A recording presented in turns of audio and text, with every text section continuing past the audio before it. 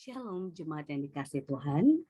Dalam kehidupan kita, pasti kita pernah lah ya mencari bimbingan, mencari nasihat kepada orang-orang di sekitar kita. Yang kalau kita mau sadari bahwa kadang dari nasihat orang-orang di sekitar kita, kita bisa mengecek ataupun menjadi alarm ketika yang menasihati kita ini orang yang benar-benar dalam malam atau orang-orang yang dalam siang.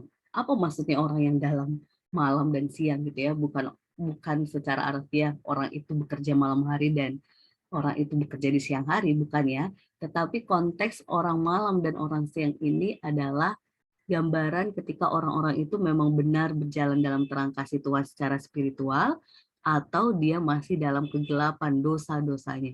Nah, kenapa salah satu indikasi nasihat dari orang-orang di sekitar kita bisa menjadi salah satu cara untuk kita mengecek apakah mereka dalam malam atau terang atau siang, itu dijelaskan oleh bacaan kita hari ini yang terambil dari 1 Tesalonika 5 ayat 1 sampai 11 yang lengkapnya nanti boleh dibaca secara rinci oleh jemaat yang dikasih Tuhan, tetapi saya ingin memperlihatkan bahwa di ayat 8 dikatakan, tetapi kita yang adalah orang-orang siang, baiklah kita sadar, berbaju jirakan iman dan kasih, berketopongkan pengharapan keselamatan.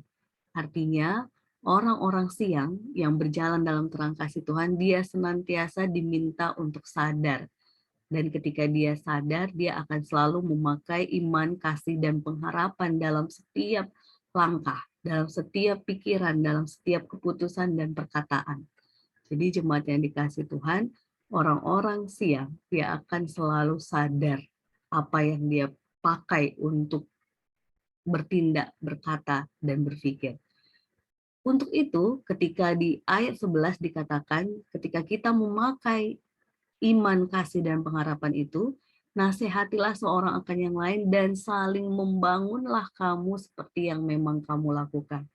Jadi jemaat yang dikasih Tuhan, ketika kita akhirnya saling menasehati satu dengan yang lainnya, itu dalam rangka kita saling membangun,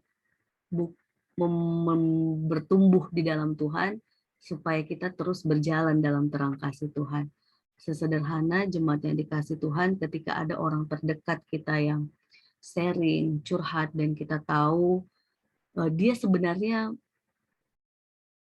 bukan tidak paham apa yang harus dia lakukan, tapi terkadang orang-orang di sekitar kita dia perlu diteguhkan bahwa yang paling tepat memang jalan yang harus dia pilih yang sesuai dengan kehendak Tuhan adalah ini.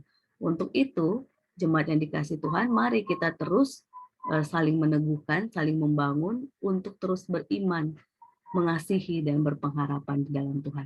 Karena hari-hari kita mungkin tidak baik, tetapi kita tetap teguh dan kuat di dalam